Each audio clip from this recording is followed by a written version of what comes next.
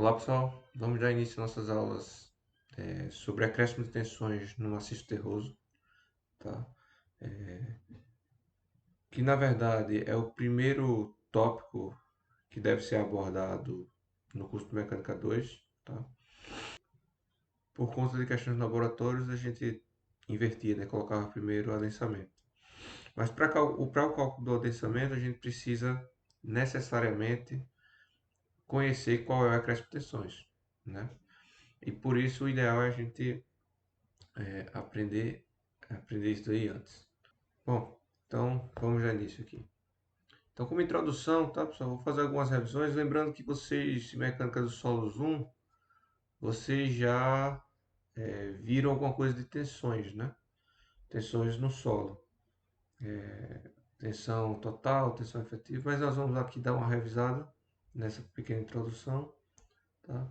Para depois sim dar início à, à, à avaliação do acréscimo de tensões, tá? Mas primeiro, entender a importância, tá? Percebo que ah, o terreno do solo, do jeito que está lá, tá? Do jeito que está configurado hoje na natureza, ele está em equilíbrio, tá? Se for um talude ou encosta, pode ser que ele sofra sofra com a questão de mudança de umidade, né? Questão de saturação ou não, e também mude com questão de intemperismo, né? Mas é, na prática, no geral, está lá equilíbrio, em equilíbrio. Só que o que nós da engenharia queremos avaliar é justamente qual o desequilíbrio causado se eu construir, se eu fizer uma construção em cima. Tá? Essa construção pode ser o que você quiser. Uma edificação, pode ser um aterro, um, uma contenção, pode ser o que você quiser. Pode ser inclusive um rebaixamento, pode ser uma escavação, certo? Qual, qual o desequilíbrio, qual a modificação que a gente vai exercer sobre o terreno, tá? Seja que a gente está tirando carga, aliviando carga, ou seja que a gente está adicionando carga, tá bom? E aí o que acontece? Quando a gente constrói em cima, a gente está preocupado em saber se esse acréscimo de tensões será suportado pelo solo, ou seja, se o solo vai resistir, é o primeiro ponto. E segundo ponto, se a gente carregando, depois de carregar esse terreno, esse solo, o quanto esse solo vai deformar, porque a gente sabe que ele vai deformar. Por mínimo, não é um elemento rígido, a gente sabe que não é um elemento rígido, então ele vai recalcar. Quanto? 1 milímetro? 2 milímetros? 10 centímetros? Não sei. Vai depender do solo, vai depender da carga aplicada. Mas a gente tem essas duas preocupações quando a gente vai construir é, em cima de um terreno, tá? Se o terreno vai resistir à carga e se o terreno e qual recalque que esse terreno vai ter, porque a depender do nível de recalque pode ser que inviabilize a minha obra em si. E o acréscimo de tensões está diretamente relacionado a esses dois fatores, tá? Porque para eu saber, se eu quero saber se o meu solo vai existir, então eu preciso comparar o quanto de carga total eu vou ter em cada ponto do meu maciço terroso e qual a resistência nesse meu maciço terroso, tá? E aí eu vou comparar uma com a outra e vou saber se a solicitação, ou seja, se a carga que eu estou aplicando for maior que a resistência, ele tende a romper, obviamente, tá? Se for o oposto, quer dizer que ele vai continuar estável. E já o recalque, ou seja, o quanto o solo vai se deformar, tá? Ou seja, quanto a minha estrutura vai descer por conta da deformação do solo, tá? Também depende do acréscimo de tensão, tá? Obviamente depende dos parâmetros do solo, depende se o solo é fofo, se o solo se o solo é rígido, se o solo é compacto, se o solo é mole, tá? Vai depender do parâmetro do solo, mas também depende do quanto de carga que eu estou botando, obviamente, tá? Então, antes de mais nada, de verificar a resistência e verificar o adensamento, o que a gente precisa verificar é olha, essa construção que eu estou colocando aqui em cima, tá? Quanto é que ele gera de acréscimo de tensões no meu maciço terroso, tá bom? Mas aí começando aquela revisão que eu falei para vocês, veja, o solo por, o solo por muito tempo, e vocês vão ver que muitos dos métodos que eu vou aplicar aqui é considerando o, o, o, o que eu vou falar, tá? Mas por muito tempo o solo foi considerado como um sólido perfeito, tá? Como se fosse um aço, por exemplo. Era tratado pela mecânica dos sólidos, tá? A mecânica dos solos em si é muito recente, tá? É muito recente. Ah, e vocês vão ver que muitos métodos que eu vou tratar aqui para conhecer o crescimento de tensões ainda é baseado na mecânica dos sólidos, tá? Bom, mas eu queria só destacar que vocês vão ver que os conceitos aplicados aos solos são advindos da mecânica dos sólidos, ok?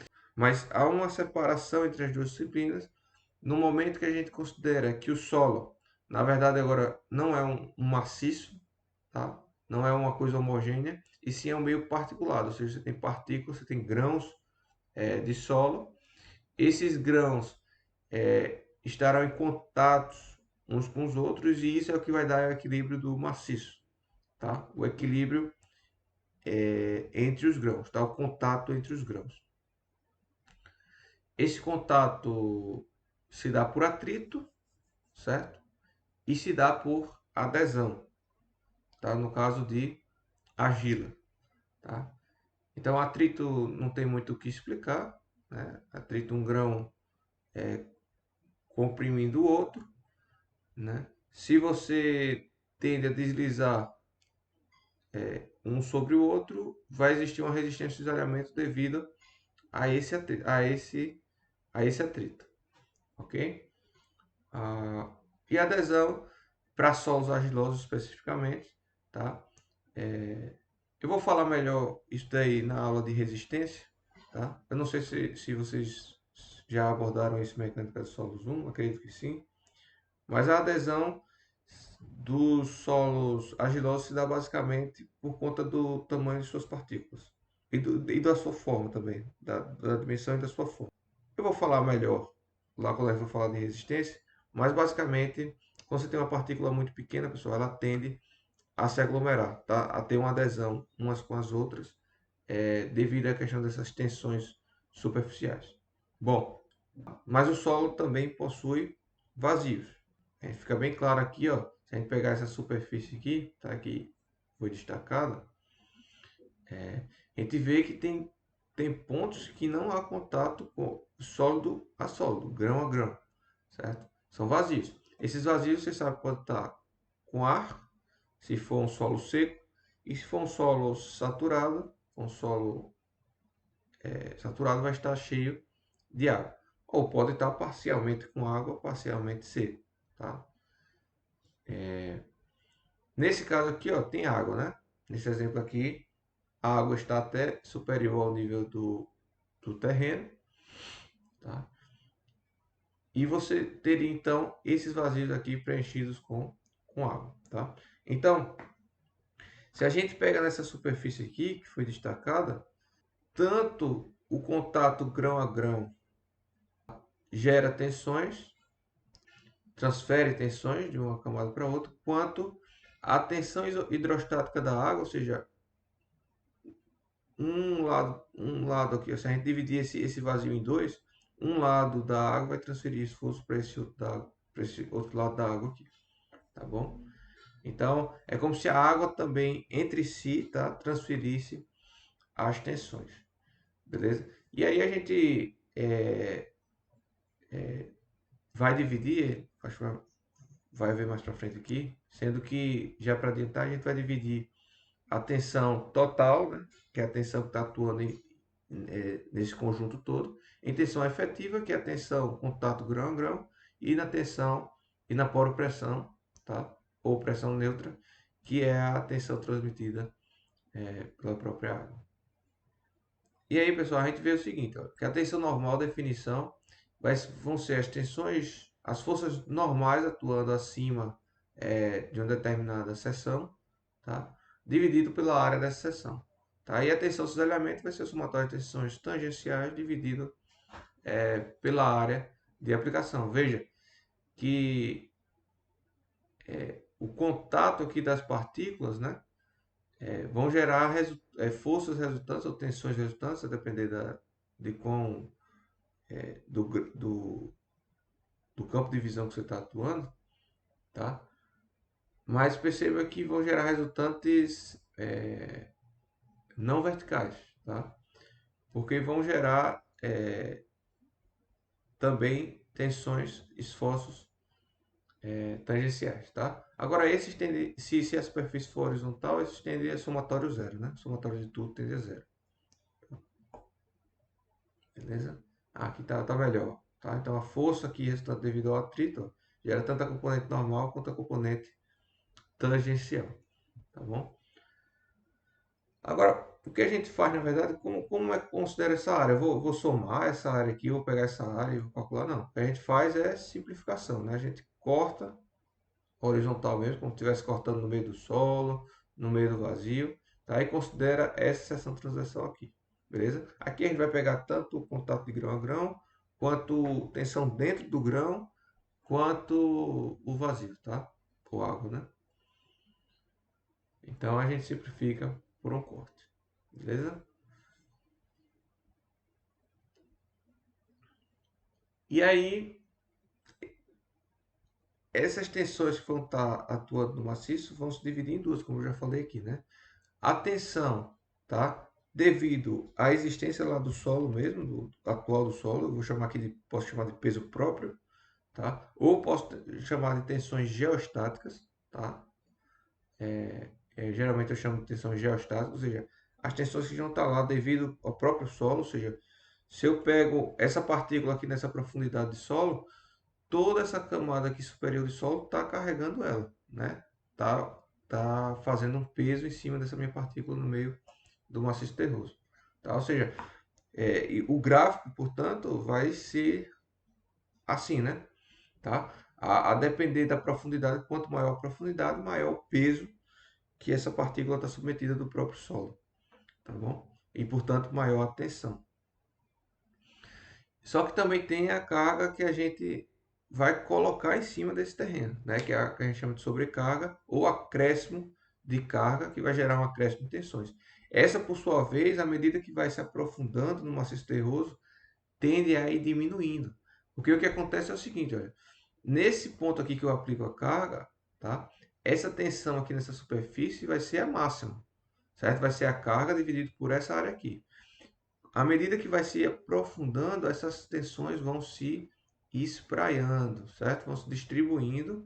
A área do solo submetido à tensão vai aumentando e, portanto, a tensão vai diminuindo, já que a tensão é a força dividida pela área, né? Se a área aumenta e a força permanece a mesma, a carga permanece a mesma, a tensão diminui, ok? A tensão geostática vocês já estudaram mecânica 1, tá? Mecânica dos solos 1. É isso? Vamos só dar uma revisada aqui, né? Então veja, o peso do solo acima de um determinado ponto vai ser quem? Vai ser o peso específico dele multiplicado pelo volume, ok? Para eu calcular a tensão, eu vou dividir esse peso pela área, certo? Pela área da seção transversal. Tá? Então a gente consegue simplificar isso aí fazendo o quê? Né? Se volume vai ser a área vezes a altura, tá? Multiplicado pela altura do maciço terroso. Então, deixa eu ver se eu consigo fazer um desenho aqui. Tá? Se eu tenho aqui o nível do terreno, tá? Aqui é o nível do terreno. E eu tenho um ponto material aqui, tá? Esse ponto A, tá? Então o que acontece? Se eu considero aqui uma superfície, tá? No caso agora um paralelepípedo, tá? Desculpa a falta de retilidade. Tá? Se eu considero aqui um paralelepípedo, tá? de altura H e área, essa área aqui, ó, área A, tá? Então vou chamar esse ponto aqui, na verdade, de ponto P, tá?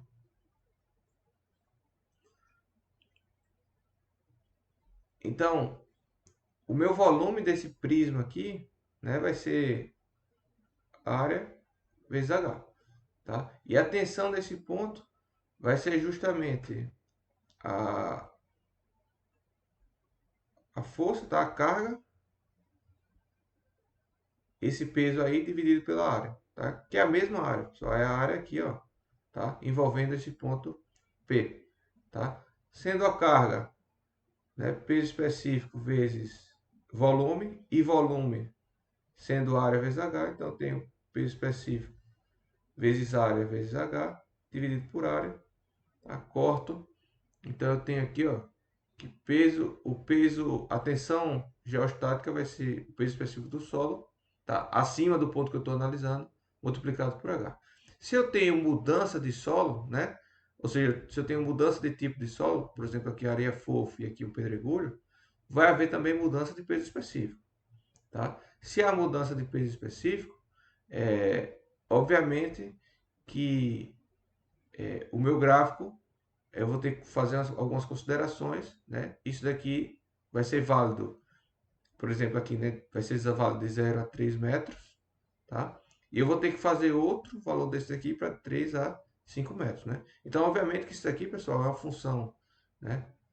Da profundidade, tá? E esse H, ao invés de H, a gente pode chamar aqui de gama vezes Z, né? Tá? Beleza? Então é função da profundidade. Então, se eu tenho aqui, se eu estou a 1 metro, tá? E esse solo pesa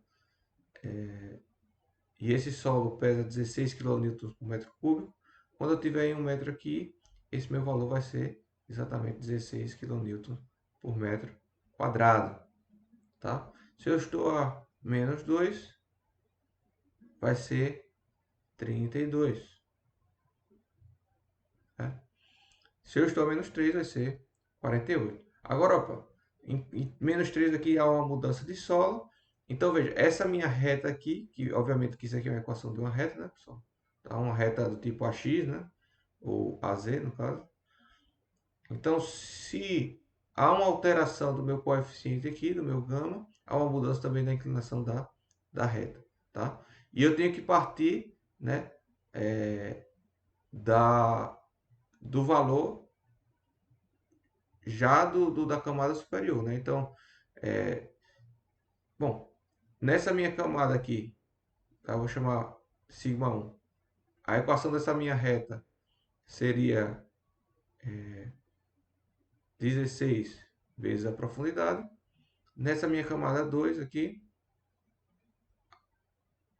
a equação da minha reta seria 48, que é o valor pré-estabelecido, mais 21 vezes Z menos 3, né?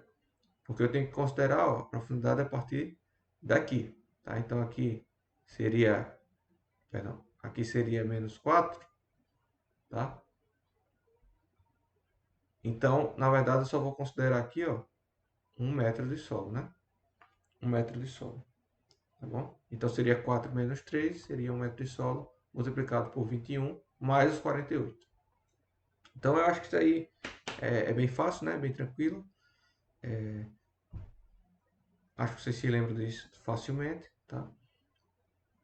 Agora, uma coisa que muda, tá? Que varia aí, é quando há presença de água, né? Então vocês se lembram aí, acredito que em mecânica 1 o seu professor bateu bastante em cima disso, que é a poropressão, né? Então se existe água, tem poropressão, tem pressão neutra, ok? E aí, a pressão neutra, tá? Se dará pelo peso específico da água multiplicado pela altura de água, altura de camada de água acima do ponto que você está analisando. E a tensão efetiva, né? Ou seja, a tensão que está atuando entre os grãos, tá? A tensão que está sendo transmitida de grão a grão, vai ser a tensão total, tá? Subtraída dessa poropressão, tá? Professor, e o que é que a gente vai utilizar no final das contas? Tensão efetiva ou tensão total? Olha, vai depender do caso, tá? Geralmente a gente utiliza aqui tensão efetiva, tá? Porque a gente vai considerar ou não a presença de água. Geralmente a gente considera o pior caso que é a tensão efetiva, tá? Pior caso, por quê? Se essa tensão é menor, né? Se esse valor de tensão é menor do que a tensão total, por quê? Porque na verdade, vocês vão ver que a tensão, a gente vai aprender isso mais para frente, mas a resistência do solo, na verdade, que a gente quer é a resistência ao cisalhamento, certo? Tensão de cisalhamento. E a resistência ao cisalhamento se dá pelo atrito, tá? E o atrito é diretamente proporcional à tensão normal aplicada, tá? Então vocês vão ver que a resistência ao atrito, tá? Ao cisalhamento, perdão, resistência ao cisalhamento, vai se dar basicamente pela tensão normal aplicada multiplicada pela tangente de um ângulo de atrito. Esse ângulo de atrito depende de solo a solo. Então, quanto maior a tensão normal aplicada, maior a resistência ao cisalhamento. Então, na verdade, se eu utilizo aqui a tensão efetiva, essa tensão aqui tende a diminuir, certo? Se for tensão efetiva, então a minha resistência ao cisalhamento tende a diminuir também. Tá? E é por isso aí quando você tem um maciço terroso, né, com água, uma barragem, por exemplo, tá? Você tem que considerar as tensões efetivas, tá? Para cálculo de resistência ao cisalhamento. Por outro lado, no próprio caso de barragens, tá? A gente, quando faz verificação, a gente faz verificação em várias etapas de utilização. Então, na verdade, algumas verificações a gente vai fazer utilizando tensões totais, outras verificações nós vamos utilizar tensões efetivas, tá? Mas vocês precisam saber a diferença das duas. Tensão efetiva é a tensão propriamente transmitida de grão a grão. Tensão total eu considerando tanto a tensão grão a grão quanto a poropressão, ou seja, a tensão transmitida pela água, tá bom? E aí, a verificação dessas tensões efetivas muda um pouco, tá? Muda um pouco. Veja que naquele nosso primeiro exemplo a gente fez considerando o solo seco, tá? E agora nós temos aqui um experimento, vamos dizer assim, tá? Em que eu tenho um solo submerso, inclusive, né? Tá? Totalmente saturado, tá? E aí, verifica-se a pressão aqui, ó, da água em 3 pontos, tá? No ponto A, no ponto C e no ponto B, tá bom? Então, percebam, a pressão da água em cada um desses pontos, tá? Inclusive aqui na superfície, vai começar em zero e vai aumentando progressivamente, proporcional ao peso específico da água, né? Que é, simplificadamente, 10 kN por metro cúbico, né? Então, ó, a poropressão, a tensão na água, tá? A pressão neutra vai aumentando linearmente, proporcionalmente à água. Então, a poropressão, tá? Vai ser proporcional à profundidade, que vai ser igual a justamente o peso específico da água multiplicado pela profundidade, tá? Da água, pessoal, em relação à pressão atmosférica aqui, né? Se eu tivesse, inclusive, aqui uma pressão sendo aplicada, tá? Aí eu partiria de um valor já diferente de zero. Já a minha tensão efetiva, tá? Que é grão a grão, obviamente que só vai começar a contar a partir desse ponto A aqui, tá bom? Mas primeiro a tensão total. Quem vai ser a tensão total aqui, tá? Veja, a tensão total, tá? Também vai ser em função da profundidade Z. Nesse primeiro trecho aqui, ó, da superfície aqui, eu vou chamar de ponto 0, tá? Ponto O. Até lá, só vai haver, vou chamar aqui de 1, só vai haver a pressão da água, certo? Então vai ser gama da água multiplicado por Z, beleza? Sendo que Z vai variar de 0 até o ponto A, certo? A minha tensão a partir desse ponto, aí muda, tá? Porque aqui eu vou ter gama da água vezes Z, mais o peso específico do solo, certo? Vou chamar aqui gama saturado, tá? Que ele chamou aí no exercício, tá? Porque o solo está saturado, multiplicado por Z menos H1, né? Menos a distância H1 aqui. Beleza? Então aqui eu tenho duas retas. Tem uma reta com inclinação, que vai ser inclinação tangente. A tangente desse ângulo aqui vai ser gama W, vai ser o peso específico da água. E depois eu tenho outra reta com outra inclinação. Tá bom? E aí, ou seja, a tensão efetiva, na verdade, tá? A tensão efetiva vai ser quem? Vai ser tensão total, tá? Menos a poropressão. Beleza? Então vai ser a diferença entre esses dois gráficos, vai me dar essa reta aqui, né? Que seria basicamente esse trecho aqui, né, da equação. Então, acho que vocês já se lembraram, foi suficiente para vocês se lembrarem aí dos conceitos, tá? Lembrando que essa questão de gama saturada, você já sabe o que é, né? Tá? Submerso, seco, natural, tudo estou admitindo que vocês já sabem. Ok. Só abrir um parênteses aqui, não vai ser necessário para esse momento do curso, mas sim para o momento posterior. Mas veja, há uma certa profundidade do solo, então tem um solo aqui, tenho um determinado ponto P aqui. Esse ponto P vai estar submetido a um peso, tá, do solo, tá, uma tensão vertical, né, tá, mas também estará aplicado nesse ponto uma tensão horizontal, certo? Normal, não é cisalhante isso aqui, tá? Uma tensão horizontal, uma tensão normal horizontal. Então, se eu analisasse aqui esse elementozinho como se fosse um quadrado, tá? Olhando aqui de lado, então eu tenho aqui, ó, tensão vertical, a tensão horizontal, e aí eu tenho a tensão cisalhante, que ela é aqui, ó, certo? Tensão cisalhante, ela é assim, tá? Perpendicular à face. Beleza? E assim também, né? Tá? Mas a tensão normal, eu tenho tensão normal vertical e tensão normal horizontal. Quando eu estou no terreno plano, tá? Essas tensões normais se anulam, essas tensões normais horizontais, tá? Eu não tenho que me preocupar. Por isso que, por enquanto, a gente não vai se preocupar, porque essas tensões aqui vão estar em equilíbrio, tá? Mas existe um confinamento horizontal, tá bom? Só que quando passo a ter um encoste aqui, por exemplo, certo? Veja que esse meu elemento aqui, né?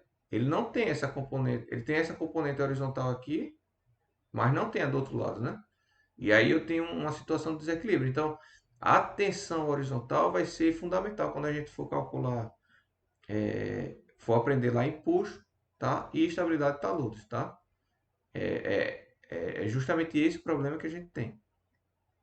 E como é que a gente calcula essa tensão horizontal? Ok. A gente tem várias maneiras, a gente vai aprender lá quando for aprender empuxo, tá? Mas o mais básico deles, tá?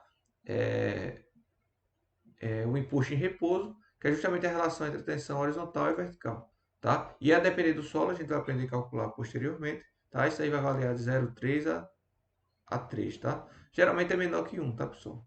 Geralmente é menor que 1. Isso aqui eu peguei de uma bibliografia, mas eu nunca vi um solo com acima de 1, tá? Geralmente gira em torno ali de 0,3 até 0,6, 0,65, tá?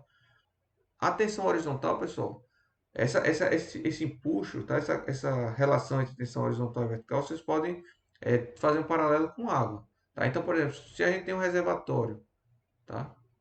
E a gente está reservando água aqui, tá? Essa água está nesse nível aqui, tá? A gente sabe que a pressão da água vertical vai aumentando com a profundidade, né? A gente já viu isso, né? Assim como a pressão horizontal, e na mesma proporção, né? Então vocês em fenômeno de transporte devem ter visto isso, que a pressão que a água exerce aqui horizontalmente vai ser proporcional à vertical, né? A tensão horizontal aqui da água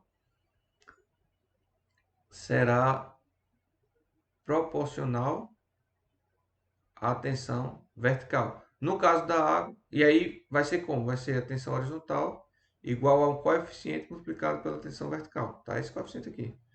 No caso da água, esse coeficiente é 1, né? Esse coeficiente é 1. No caso do solo, geralmente é abaixo de 1, tá? Porque existe uma resistência ao cisalhamento entre as partículas, tá? Que alivia a parede, ou seja, alivia a parede do reservatório. A parede do reservatório não precisaria é, resistir a toda a pressão horizontal, porque a própria tensão resistente de cisalhamento, a própria tensão de atrito, tá, gerada pelo atrito entre as partículas, e a coesão, se tiver, tá, é, segura esse solo, tá? Inclusive lá no começo eu falei adesão, porque eu não queria adiantar os termos, tá? Mas se chama coesão. Essa adesão entre as partículas se chama de coesão.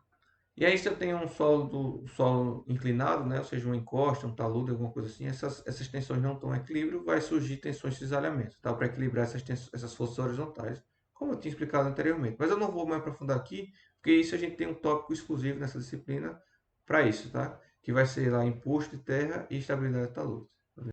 Ok, isso aqui eu já falei, né, que as tensões geostáticas, ou seja, as que estão lá já estão em equilíbrio geralmente, tá? Podem sofrer alterações, podem romper um talude, um encoste pode romper sozinho, pode, por conta da variação de umidade, tá? Por conta de temperização, tá? Ou seja, se tem a chuva, né, vai carreando os finos e aí pode ser que mude a geometria do talude, mudando a geometria do talude, ele pode vir a romper, tá?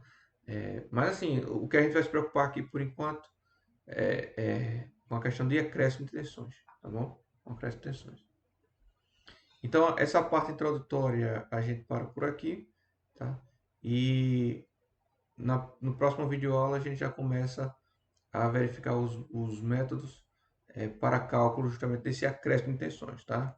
A gente fez foi meio que uma introdução e revisão do conteúdo de mecânica sólidos, do solos 1, tá? E agora a gente vai começar propriamente dito o nosso conteúdo, beleza? Abraço pessoal, até a próxima videoaula.